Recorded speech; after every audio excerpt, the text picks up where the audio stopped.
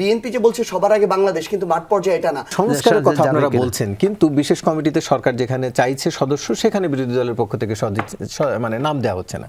তাহলে একদিকে সরকারকে অভিযোগ করা, আবার আর একদিকে নাম না দেওয়া, দুটো বিপরীতমুখী অবস্থান হয়ে গেল। সরকার এখন যেটা করতে চাচ্ছে এটার মানে কোনো প্রয়োজনই নাই। যখন আপনার জুলাই সনদে আপনি স্বাক্ষর করেন, একমত হন, গণভোট হয়ে যায়, জনগণ রায় দিয়ে দেয়, তারপরে এগুলোর প্রয়োজন নেই। এখন এগুলো কেন করছে বিএনপি? কারণ বিএনপি যে তার মতো করে সংস্কার না করে সংশোধন করতে চায়, বিরোধী দলকে ওই কমিটিতে ঢুকে এটা শুধু একটা নাম কাওয়াস্তে বৈধতা নিতে চায়।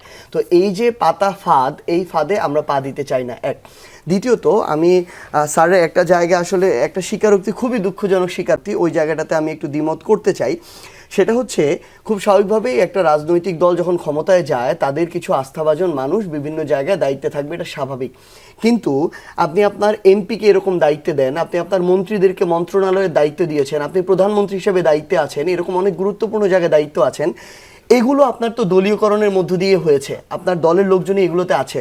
কিন্তু আপনি যদি চান এসপিটা আপনার দলের হইতে হবে, ডিসিটা আপনার দলের হইতে হবে, ওসি ইউএনওটা আপনার দলের হইতে হবে, সচিবটা আপনার দলের হইতে হবে, তাহলে এই বাংলাদেশ তো আর গণতান্ত্রিক পথে নাই। এটা তো ওই স্বৈরাচারের দেখানো পথ, একদলীয় দেখানো পথ, ওই এক দলের রাজনীতির পথ। আমরা তো ওই পথে যেতে চাই না। কিন্তু দুঃখজনক হলেও সত্য, আমি বিনয়ের সাথে দ্বিমত করি, প্রত্যেকটা জায়গায় বাংলাদেশে এই 6 মাসে আমরা যা দেখলাম, কেউ যদি বিএনপি পন্থী না হয় সে সচিব হইতে পারবে না। বিএনপি পন্থী না হইলে তাকে পুলিশের বড় দায়িত্ব, ডিআইজি বলেন, বিভাগীয় কমিশনার বলেন, অ্যাডমিনের, এগুলোতে দেয়া হচ্ছে না।